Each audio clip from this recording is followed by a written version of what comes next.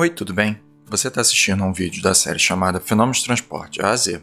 Vamos conversar agora sobre a equação de conservação de energia com base na entalpia e sua dedução completa. Esse é um tópico importante porque a entalpia é muito, mas muito usada nos cálculos de processos industriais. Seja muito bem-vindo, aqui é o professor Luiz Fernando da Escola de Química da Universidade Federal do Rio de Janeiro. Não se esqueça de curtir e compartilhar o vídeo. Partimos da hipótese de equilíbrio termodinâmico local, em que a entalpia é igual à energia interna mais o produto da pressão e volume. Note que a entalpia é tudo aquilo de energia interna do sistema mais uma contribuição do trabalho, aqui no caso, pressão P vezes o volume V. Pode ir a qualquer livro de termodinâmica que essa relação vai estar lá. No caso, vamos trabalhar com a propriedade intensiva, ou seja, aplicada a uma quantidade de substância. Por isso, vamos usar a relação para a entalpia específica, em joule por quilo. Note o último termo da expressão, em que o volume por quilo está expresso como o inverso da massa específica. Agora, olhando para o lado direito do slide, vamos derivar a expressão da entalpia específica. dH é igual a dE mais D de P sobre ρ. Sem mistérios aqui. Mas e se usássemos a derivada material aqui? Deve ser igual, não é mesmo? Aqui, além da derivada material, eu multipliquei toda a expressão pela massa específica.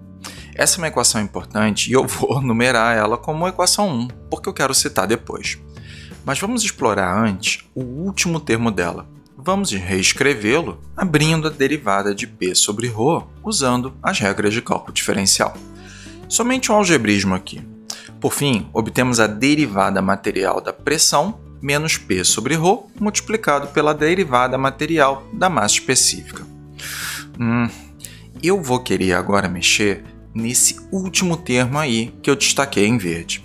Vamos mexer nele com essas equações que eu coloquei aqui embaixo.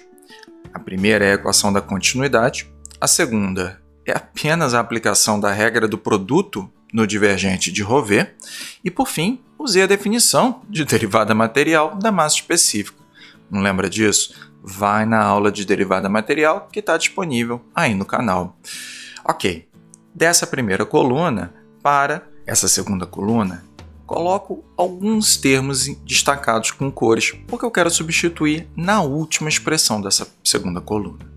Nas duas primeiras equações, só fiz uma manipulação com os sinais, isolando alguns termos em um dos lados da equação. Algebrismo tranquilo.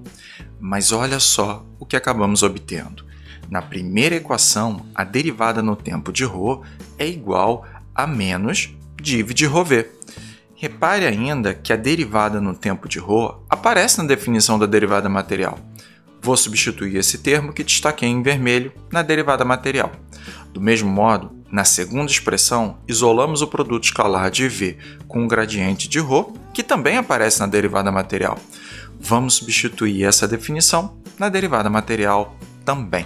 Portanto, o termo vermelho e azul se cancelam na derivada material, que termina sendo igual a menos ρ div de V. Agora vou juntar toda essa manipulação na equação 1. Vou usar a manipulação que fizemos com a derivada material de P sobre ρ, substituindo o termo em verde pelo que acabamos de obter. A primeira expressão no bloco é a substituição direta das manipulações na equação 1, sem tirar nem pôr. Mas em seguida, vamos isolar essa expressão para energia interna. Novamente, só algebrismo, manipulando aí quem fica em que lado da equação. Agora, guarda essa manipulação e vamos relembrar da equação de conservação da energia interna. Deduzimos ela na aula passada, lembra disso? Pois bem, e se conseguíssemos compatibilizar a manipulação com a derivada material e os termos destacados em vermelho na equação da energia interna? Se isso fosse feito, a equação inteira ficaria em termos da entalpia específica. Mas será que dá para fazer isso diretamente? Vamos dar uma olhada em mais uma manipulação. Muita calma nessa hora. Vamos fazer uma manipulação usando uma variável genérica φ. Note que o procedimento então vai valer para qualquer variável depois disso.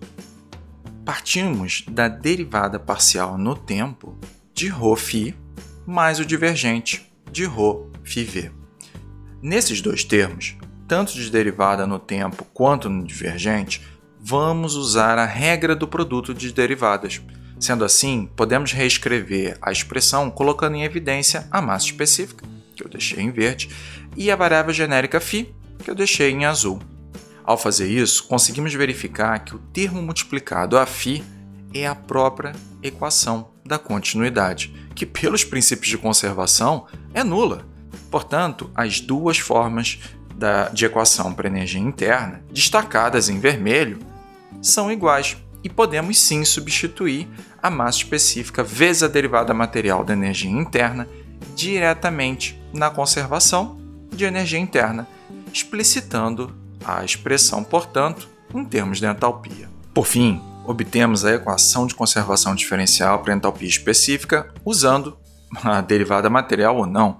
Note que a entalpia é afetada pelo calor adicionado e por termos de trabalho também. Da mesma forma como fizemos nas aulas anteriores, podemos converter a formulação diferencial em integral. Encerramos a aula e essa parte do módulo sobre equação da energia. São várias as possibilidades com a equação da energia e vamos explorar isso mais à frente. Ainda existem fundamentos importantes para ver antes. Na próxima parte do módulo, vamos ver a conservação de espécies químicas. Se gostou do vídeo, deixe sua curtida e compartilhe com um colega. Até a próxima!